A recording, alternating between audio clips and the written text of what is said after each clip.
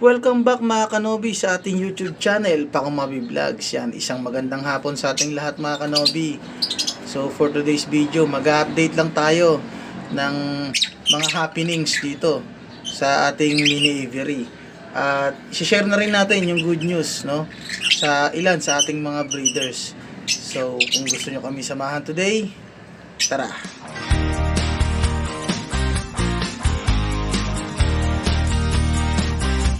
So yun nga mga kanobi, no, mag-update lang tayo ngayong hapon dito sa ating mini aviary. So unahin na natin itong nasa screen nyo. Yan. So banded na talaga itong dalawang to. Kaso sa tingin ko mga kanobi, parang same cock pa sila. Itong si Philo, yan, ang ating handfeed dati, gusto rin pumatong dito sa ating sa ating albino.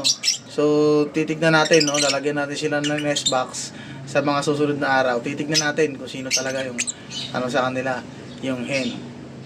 Mas dito naman tayo mga kanobi sa ating flight cage. Yan. So wala namang pinagbago rito. So meron pala mga kanobi. Yan, kadarating lang nung ating ibon na dinonate ni Sir Noel Colas. Shoutout sa Sir. Yan, yung nanalo ng ating sa free raffle, yung first prize. Ayan, isang single factor Blue Ewing Opa Misty Proven Hen. Yan. So kadarating lang niya kanina lang, nangangapa sa ating flight cage. At hindi lang yan, mayroon pang binigay sa ating gift bird si Sir Noel. Yan, eto, sama naman ng ating mga inakay. Yan, isang Blue Opaline possible split PF possible Bluetooth. Yan ang ID niya. So nasa 3 months na rin daw to. Yan, kaya sinama ko na lang dito sa ating mga inakay para hindi siya mabuli dito sa loob. So okay naman, hindi naman sila nag-gugulpihan. Tapos dito naman sa ating sa baba yung ating breeder. So dito meron na siyang 4 na itlog mga kanobi, no?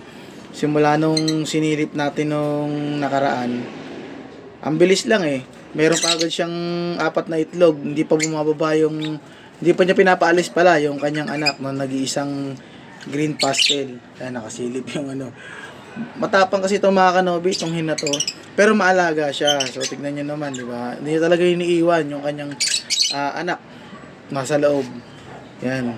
So pagod na pagod yung ating kak. Yan, hindi makita. Napagod na pagod yung ating kak sa kakasubo. Doon sa although kumakain naman na yung ating inakay, pero nagpapasubo pa rin. So baka next week baka next week kunin natin siya.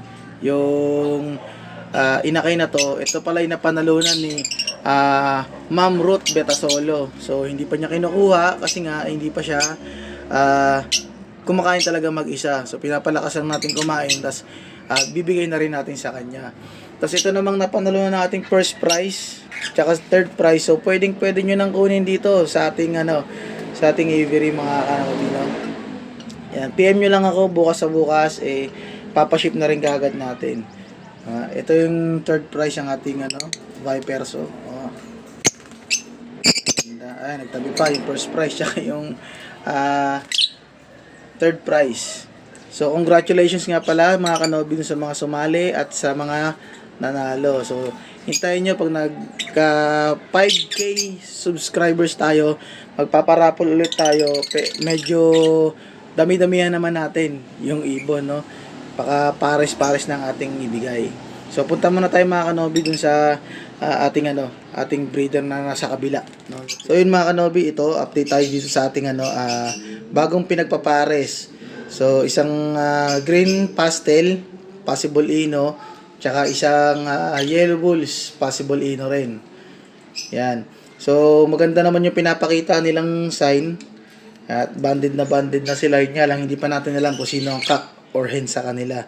So dito, base sa kanyang appearance, mukhang hen siya kasi malapad tsaka malaki-laki. Matured na rin to. Nasa flight lang. Kaso pag nasa flight naman siya, ay nagsusubo. So hindi rin natin alam, no, kung ano talaga yung gender niya kasi di naman tayo nagpa-DNA.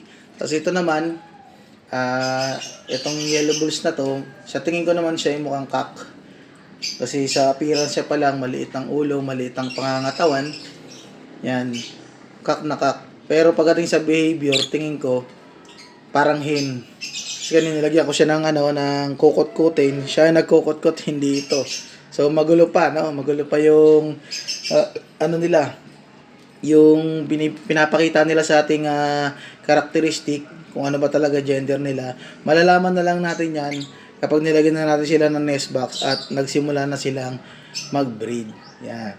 So kung sakaling hindi man to maging successful tong dalawang to, at babaklasin na naman natin dun yung yung mga post-ino natin, no?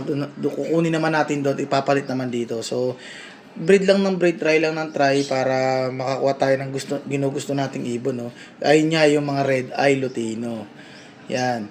So tas dito naman tayo sa breeders natin sa baba. Ayan, walang tao. Mukhang pagod na pagod sila. Wala, nasa loob ng nest box. So dito nga pala mga kanobi, yung ating yung ating good news, no? Kasi itong nakaraang mga araw ay nawawalan na ako ng pag-asa na magfe-fertile yung kanilang mga itlog. No, so, ang ginawa natin na kinuha natin siya at kinandling. So wala talaga. Nito lang last day, bago ko itapon, napagdesisyonan ko na kasing itapon para makapag itlog na ulit sila, no, para hindi sayang yung panahon. Sinubukan ko ulit i-candling. So yun nga, good news. Yung tatlong itlog nito, yung isa merong embryo sa loob na gumagalaw. Nga lang hindi ko sigurado kung mabubuhay kasi nung tinignan ko yung itlog at kinandling ko, parang kakaunti na lang yung laman. Parang nabawasan yung laman sa loob, pero yung embryo niya buhay na buhay, gumagalaw. Hindi nga lang natin nakunan mga kanobi ng ng video kasi ang gamit ko noon ay cellphone lang. No, sa cellphone na kasi tayo nagbo-vlog mga kanobi. Tapos malakas din ng ulan. So mamadali tayo, no, baka mawalan pa ng kuryente. So yun nga dito, no. Nag-fertile. So titignan natin, sisilipin natin mga ilang araw pa kung kung mabubuhay, kung mapipisa. Same as dito mga kanobi sa ating Project Opa Pay. Yan, meron siyang 4 na egg. Ganon din, parang late na talaga na late na develop yung embryo nila base dun sa edad ng itlog. Nasa 10 days na kasi yun, so dapat 'di ba malaki na yon. So nung nag-candling kasi ako nung 10 days nila, wala pa. So clear talaga, clear eggs. So may mga konting ugat-ugat pero wala pa talaga nung na masasabi mo na fertile.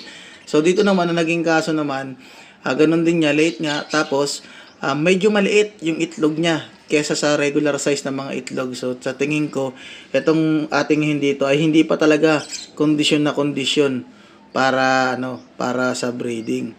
So sa akin kasi, ngayon ko pa lang siya ginamit, nasa flight lang siya, hindi ko alam kung gamit na gamit siya doon sa sa pinagmulan niya. Yun nga mga kanobi, no.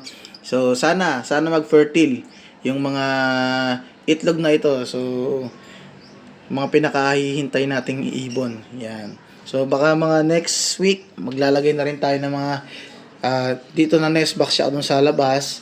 Hinahantay lang natin na wag na mag-uulan kasi sayang nga rin yung ilalagay natin. At wala pang tabing yung mga gilid pag malakas ang ulan. Pinapasok lang din. Nasisira lang yung ating mga nest box. Yan. So yun nga mga kanobi, yung mga kaganapan dito sa ating mini every ditong past 2 weeks. So pasensya na mga kanobi, hindi talaga tayo makapag-vlog noon. So masama kasi ang panahon, inuna natin yung mga dapat nating unahin. So bago ko makalimutan, mag-shoutout muna tayo. Shoutout tayo kay Wonder Work Life at advance happy birthday sa'yo. Kay Sir Noel Colas, yan. Shoutout sa'yo sir, maraming salamat sa gift bird na binigay mo. Sana maparami natin sila.